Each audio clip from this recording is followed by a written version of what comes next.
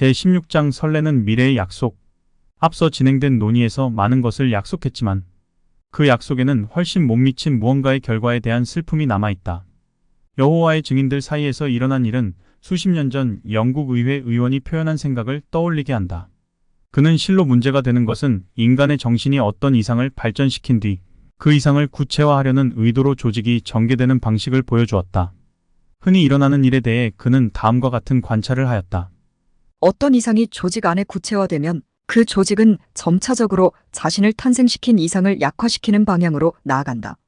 머지않아 교회의 주된 관심사는 조직 유지 그 자체가 될 것이다. 이를 위해 조직으로부터 이탈되는 일은 반드시 정죄되어야 하며 필요하다면 이단으로 진압시켜야 한다. 몇십 년 혹은 몇백 년 동안 새롭고 더 고결한 진리의 운송체로 여겨졌던 것이 인간의 영혼을 가두는 감옥이 된다. 조직을 탄생시킨 이상은 조직과 아무런 관련이 없게 되고 시작했던 이상과는 반대로 오직 자기 이익만을 추구하게 된다. 이제 이 전환 과정에서 일어나는 것은 곧 조직이 원래 이상의 반대편에 서게 되는 것이다. 사람이 이상을 향해 가는 것이 아니라 조직의 포로가 되는 것이다. 조직은 처음 이상의 특정한 관심사를 실천하는 역할이 점점 줄어들게 된다. 여호와의 증인으로 알려진 이 조직은 약 1세기 전부터 호소력 있는 많은 것들을 약속했다.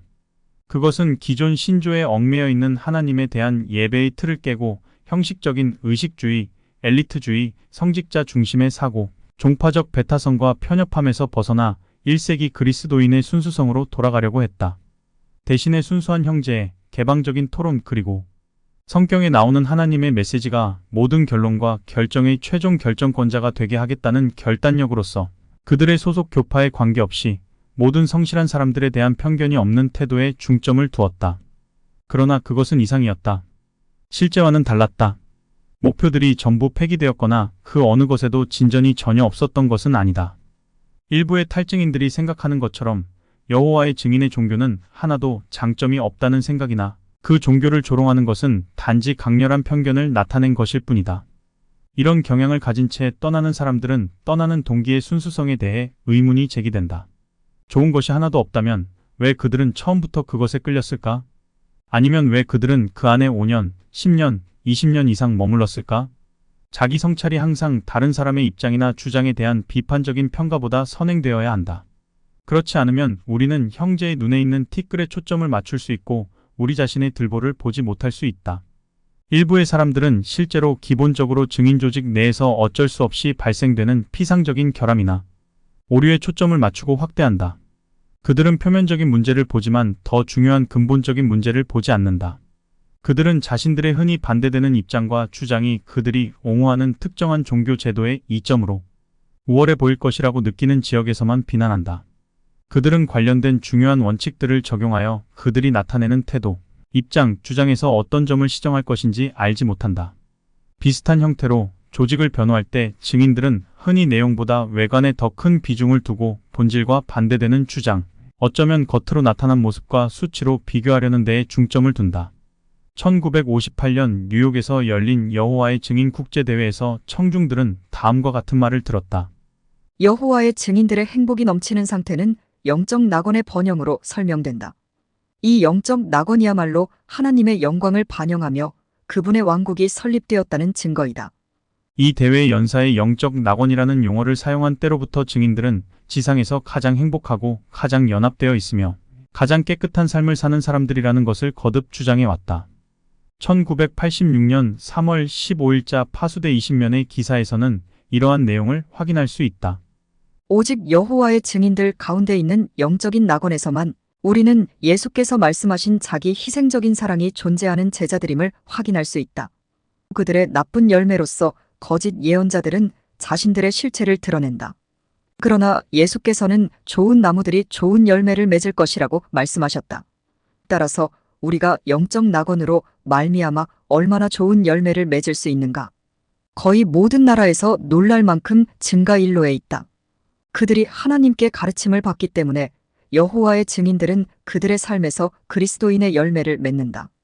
오직 그들은 성적 부도덕, 낙태, 술 취함, 도둑질, 우상 숭배, 인종 편견, 그리고 다른 세속적 일과 관습에 대한 하나님의 말씀을 완전히 따르는 조직을 가지고 있다.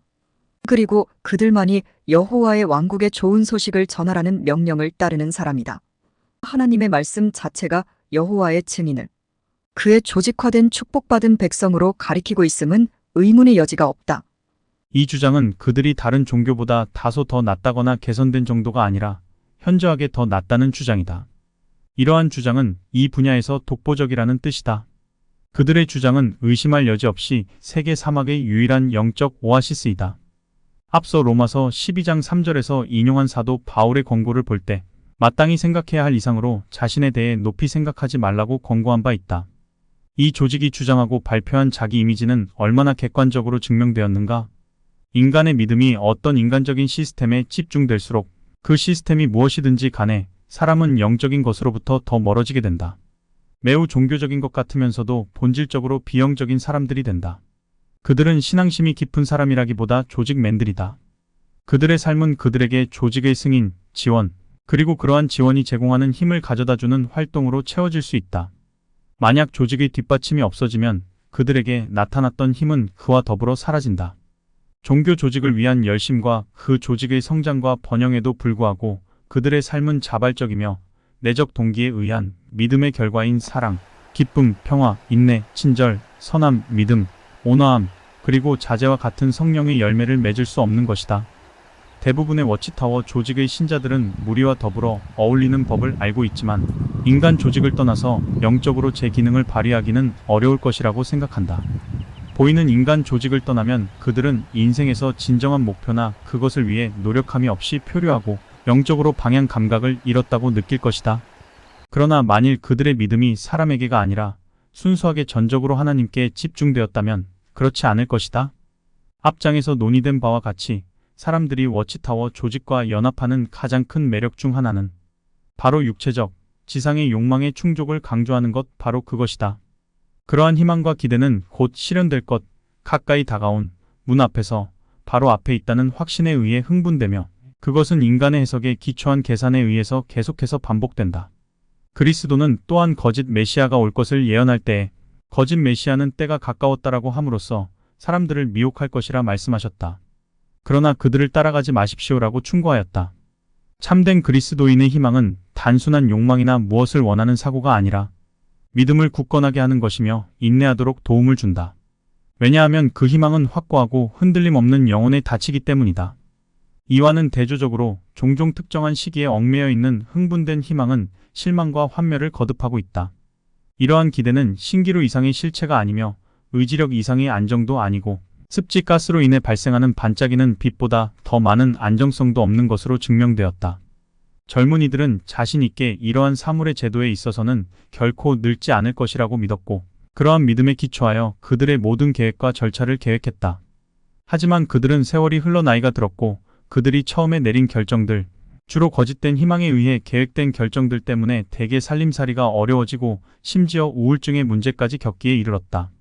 그러나 말하자면 1914년이라는 시기와 결혼한 그 조직은 때가 매우 가까이 다가왔다는 것은 절대적인 사실이라고 주장해 왔는데 그것은 그 특정한 기간 안에 사람들은 죽음을 경험하지 않을 수 있다고 자신 있게 믿을 수 있음을 암시했다. 그런 허황된 희망에 대해서는 아무것도 성립되지 않는다. 반대로 그것들은 진정한 희망을 파괴시키며 순수한 믿음을 약화시킨다. 1978년 본부 집필부에 보낸 이례적으로 솔직한 메모에서 한 지부 사무실에서는 조직의 연대기 추측의 영향과 이것이 만들어내는 동기유발에 대해 다음과 같이 설명하고 있다. 성경 연대기와 동기에 대한 질문이 있습니다. 많은 형제들은 새로운 질서가 1975년 혹은 그 직후에 올 것이라고 긍정적으로 전파하기 시작했습니다. 이것은 새로운 질서에 대한 더 많은 정보를 찾고 그들이 들은 것을 좋아하는 몇몇 사람들의 관심을 불러일으켰습니다. 그들은 또한 기본적인 교리에 대해 확신하게 되었습니다. 그래서 그들은 침례를 받고 회중과 더불어 숭배에 참여하였습니다. 많은 사람들은 분명히 새로운 질서에 대한 그들의 희망과 그것이 매우 가까웠다는 것에 의해 동기를 부여받았습니다.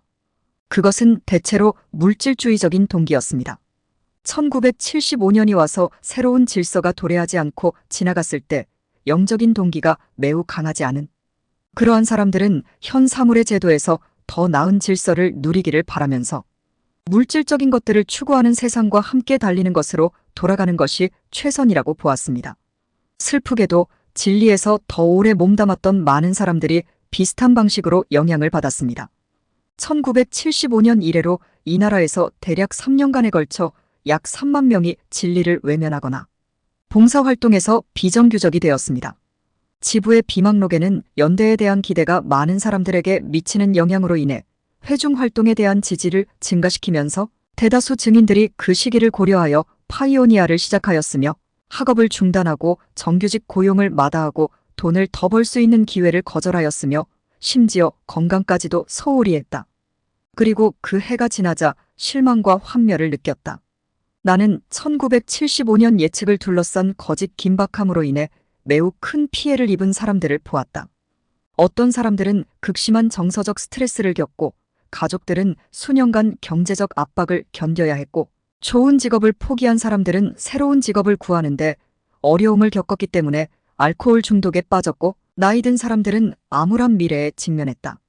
보험 또는 유사한 기금을 조기에 사용한 사람들이나 수술이나 다른 치료를 미루어 신체 건강이 심각하게 손상된 사람들도 있었다.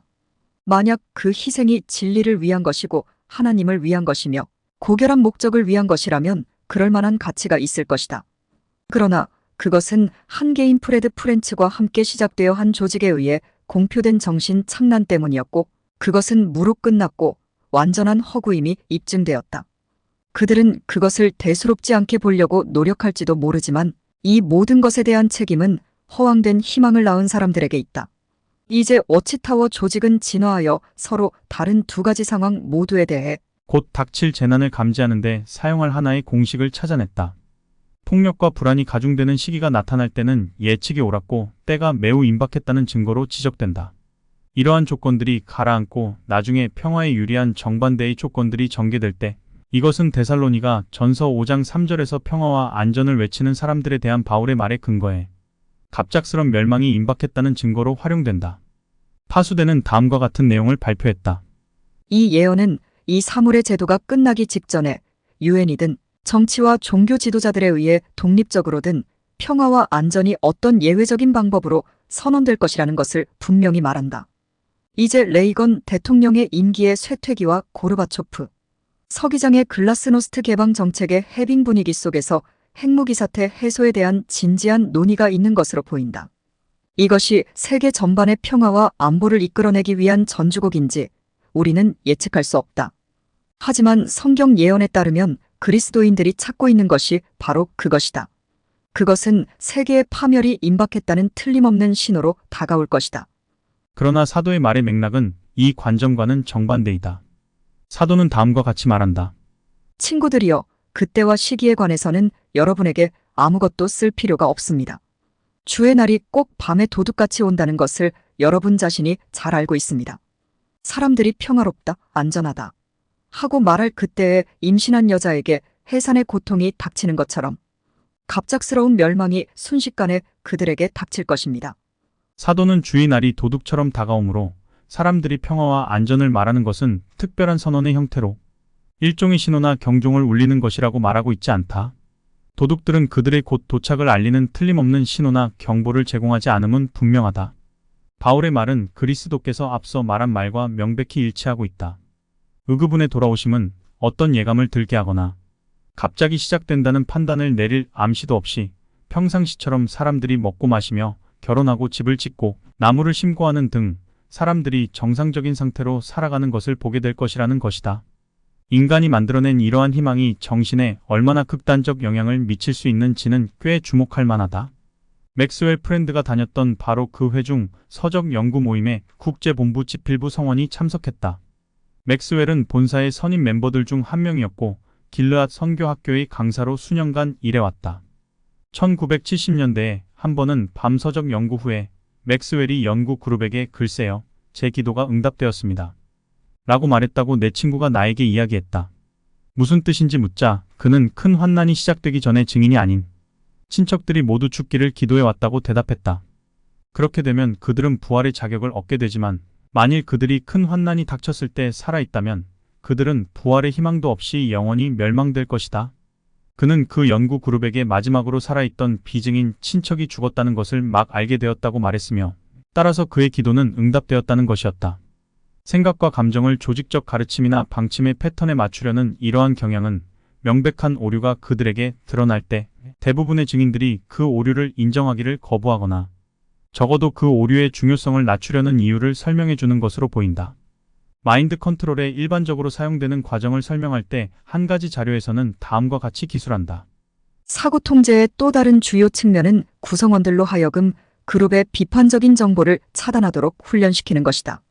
인간의 전형적인 방어 메커니즘은 왜곡되어 있어서 자신의 이전 정체성으로부터 새로운 정체성을 방어한다. 첫 번째 방어선에는 부정, 합리화, 정당화, 희망적인 생각으로 현실로 실현될 수도 있다. 전송되는 정보가 리더, 정책 또는 그룹에 대한 공격으로 인식되면 적대적인 벽이 높아진다. 성원들은 어떠한 비판도 믿지 않도록 훈련받는다. 충성과 헌신이 모든 것 가운데서 가장 갖추어져야 할 조건이다. 사람들은 지도자나 정책 또는 조직의 어떤 것에 대해서도 서로 비판적으로 이야기할 수 없다. 성원들은 서로를 감시하고 부적절한 행동이나 발언을 지도자들에게 보고해야 한다. 무엇보다 명심해야 할 것은 사람들은 탈성원들이나 비평가들과의 접촉을 피하라는 것이다. 인용된 자료는 특별히 여호와의 증인을 다룬 것은 아니며 사실 그들을 언급하지도 않는다. 하지만 그 묘사는 증인들에게 아주 잘 어울린다. 성서적 의미에서 진리란 단순히 지적이거나 학문적인 것을 의미하는 것이 아니다. 그것은 사상과 교리가 사실이냐 오류이냐를 판단하는 기준을 훨씬 넘어선다. 그것은 사람의 생각뿐만 아니라 사람의 행동, 다른 사람과의 대인관계, 사람과 사람에게 미치는 영향을 모두 포괄한다. 진리에 대한 갈망은 이 모든 면에서 정직성을 수반한다. 만약 우리가 자신에게 정직하지 못하여 현실의 어려운 사실들에 직면하기를 거부한다면 우리는 다른 사람들에게도 부정직하게 될 수밖에 없다. 그것이 바로 그 조직을 위해 글을 쓰는 사람들이 팩트가 아닌 정보뿐만 아니라 어떤 의미에서 부정직한 정보를 제공할 수 있게 하는 많은 사례가 발생하는 이유라고 생각한다. 여호와의 증인들에게는 믿음과 희망에 있어서도 마찬가지이지만 하나님을 사랑하라는 의미가 흐리고 왜곡되었다고 나는 믿는다. 하나님에 대한 우리의 봉사에서 우리가 무엇을 하는가 하는 것이 우리가 왜 해야 하는가만큼 중요하지 않다는 사실을 결코 외면해서는 안 된다. 이것은 우리의 동기, 곧 우리가 어떤 영으로 해야 하는가만큼은 결코 중요하지 않다. 이것들은 우리의 행위에 의미를 부여하고 우리가 죽은 믿음이 아니라 살아있는 믿음을 가진 것을 보여줄 수 있는 요소로 작용한다. 고도로 구조화된 활동 프로그램, 수치 보고에 대한 강조, 그리고 워치타워 시스템에서 매우 두드러진 수치들이 이러한 진실을 흐리게 하고 그 중요성을 퇴색시키는 경향이 있다. 진리에 대한 열망 대신 조직의 충성으로 대체됨으로써 사람들과 그들의 필요에 대해 무감각해지게 되는 현상이 불가피하게 야기된다. 여호와의 증인들 중에는 여느 종교 못지않게 애정어린 사람이 많다. 물론 그들이 증인이 되어 사랑을 나타내는 사람이 되기를 멈춘 것은 아니다. 그렇지만 그들의 사랑의 표현이 매우 제한되고 때로는 사랑의 정도나 범위조차 축소된다는 것이다. 때로는 그들이 증인이 아니었을 때는 달리 표현했을지도 모르는 그 사랑을 나타내기조차 자유롭지 않다고 느낀다. 악한 사람에게나 선한 사람에게나 해가 떠오르게 하시며 의로운 사람에게나 불의한 사람에게나 비를 내려주시는 하나님의 아들이 된다는 것은 형제가 아닌 다른 사람들을 대함에 있어서는 냉담하고 거리감을 두면서 단지 형제들에게만 사랑과 따뜻함을 나타내므로 증명되는 것이 아니라 말씀하셨다. 이와는 대조적으로 워치타워 조직은 폐쇄적인 사회의 영을 조장하는데 외부 공동체의 사람들에 대한 유일한 관심은 그들을 워치타워 사회의 성원이 되도록 자격을 얻게 하려는 것뿐이다. 이는 기본적으로 어떤 심각한 비상사태 일부 자연재해, 사고 또는 기타 생명의 위협 상황에만 증인이 자신의 형제, 자매 밖의 사람들의 필요에 관심을 보일 만한 이유가 있을 뿐이라는 느낌을 준다. 내가 가장 심각하게 동요했던 것 중 하나는 증인 조직 내에서조차 이웃사랑의 부족을 알게 된 것이다. 그리고 이것은 최고 상층부의 사람들에게도 마찬가지이다. 짧은 토론 끝에 수천 명의 삶에 심각한 영향을 미칠 수 있는 결정이 나올 수 있었던 방식은 무엇보다 나를 화나게 하였다. 조직의 중요성이 높아짐에 따라 조직 상층부의 사람들로 하여금 나머지 형제들에 대해 냉소적으로 밖에 표현할 수 없는 태도를 기를 수 있게 해주었고, 그럼에도 양심의 찔림이나 미안한 감을 느끼지 못한다는 것을 나는 깨닫게 되었다. 통치체 회기에서 나온 결론은 결정과 방침을 통해 증인 사회의 일반 증인들의 비행이 퍼지는 것을 막기 위해 엄격히 통제될 필요가 있다는 관점을 또다시 강조하는 것이었다. 증인들의 마음에 부여되는 동기의 순수성은 이런 방식에 대개 의문을 일으켰다. 대다수 통치체 성원들 사이에 존재하는 영은 다른 형제들이 아닌 오직 우리만 신뢰하라는 것으로 보였다. 다른 형제들을 향한 책임감이 심각할 정도로 축소되었다.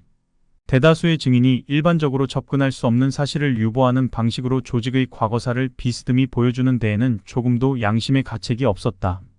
이러한 태도의 한 가지 예는 간행물의 배포에 관한 변화에서 볼 수 있다. 1990년 2월 25일 미국에서는 1990년 3월 1일부터 워치타워 간행물 이유기부금 없이의 명시 금액이 전혀 없이 무과로 배포될 것이라는 발표가 있었다. 전국 왕국회관에서는 조직에서 제공되는 정보가 우리의 성경 교육 업무를 크게 단순화하고 종교를 상품화하는 사람들과 스스로를 분리시키려는 의향에 따른 워치타워 방침의 변화가 증인들에게 알려졌다. 그것은 모든 사람들이 간행물을 보다 쉽게 접할 수 있도록 하는 것으로 제한되었다.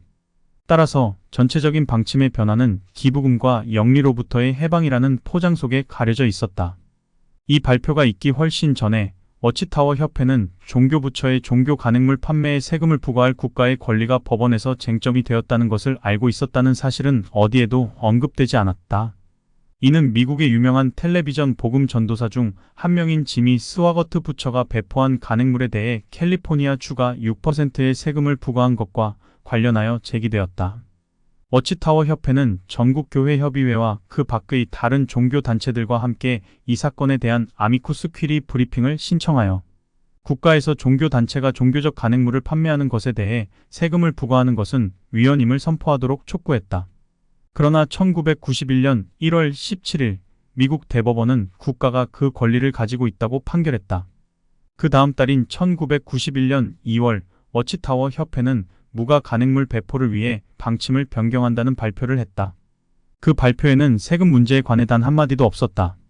그 이유는 조직의 결정이 순수하게 자비롭고 영리에 관심이 없다는 생각에 근거에 이루어졌다는 것을 증인 성원들에게 전하였다. 이것은 너무도 뻔한 형태의 냉소주의이다.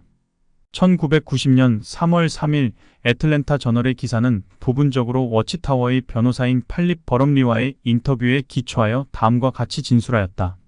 브럼리 변호사는 캘리포니아주에서 지미 스와거트 목사가 판매한 간행물과 테이프의 세금을 부과할 수 있다는 최근 판결을 포함하는 몇 가지. 대법원 판결은 증인 지도자들로 하여금 간행물의 기부금을 무과로 하도록 조정시켰다고 말했다. 만일 동기부여의 요인이 정말로 워치타워 간행물에 포함된 메시지를 사람들이 더 쉽게 이용할 수 있도록 하는 것이었다면 왜 이 무가 간행물 방침이 현재 경제 강국인 미국, 캐나다, 독일, 이탈리아 등에만 국한된 것인가?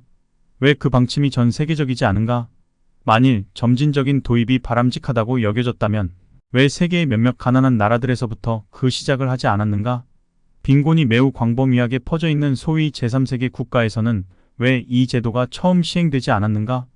이 새로운 방침이 종교를 상업화하는 사람들과 분리되어 있다는 것을 알리기 위한 것이라면 왜 그들은 다른 나라에서 낡은 방침을 계속 고수하고 있는가? 사실은 공짜라는 말은 실제로 시행되는 것에 비교하면 공허하다는 것이다. 이전에 증인들은 왕국회관에서 그들의 간행물을 구입했고 대중에게 배포할 때 지정된 기부금을 요청하여 처음에 지불한 대금을 보완하였다. 지금은 직접 돈을 내지 않고 왕국회관에서 간행물을 받지만 간행물 창구 옆에 기부함이 놓여 있어 무엇을 받든 기부해야 한다는 부담감을 뚜렷하게 주고 있다. 그런 다음 일반 대중에게 배포할 때 그들은 어떠한 금액도 명시하지 않고 간행물을 받는 집 주인에게 기부금을 낼 수 있다는 것을 알리는 상담을 한다. 만약 기부금을 받게 된다면 증인은 그 기부금을 자신의 호주머니에 넣지 말고 그것으로 자신의 간행물비를 충당하지 말고 워치타워 협회에 기부금을 제출해야 한다는 지시를 받는다. 따라서 많은 경우, 아마도 대부분의 경우 조직은 이전에 받은 것을 받을 뿐만 아니라 오히려 이전에 받은 것의 2배 이상을 받고 있는 셈이다. 어떤 출판물이 워치타워 저널 중 하나에 광고될 때 그 광고는 기부금에 대해 어떤 언급도 하지 않을 수 있다. 단, 독자가 출판물을 요청한다는 글을 쓰고 함께 기부금을 보내지 않는 경우 본사의 관행은 현지 증인이 요청한 출판물을 들고 개인에게 방문하도록 하여 이 방법을 통해 증인은 출판물에 대한 기부 제안을 할 수 있도록 한다. 조직 지도부가 그들의 새로운 방침을 칭찬하는 말은 계속해서 공허하게 울리고 있으며 회원들에게 변화의 요인, 즉 그 이유를 위장하는 것을 솔직하게 인정하지 않는 것은 증인들의 지성을 경멸하는 냉소주의의 뚜렷한 증거가 될 수밖에 없다.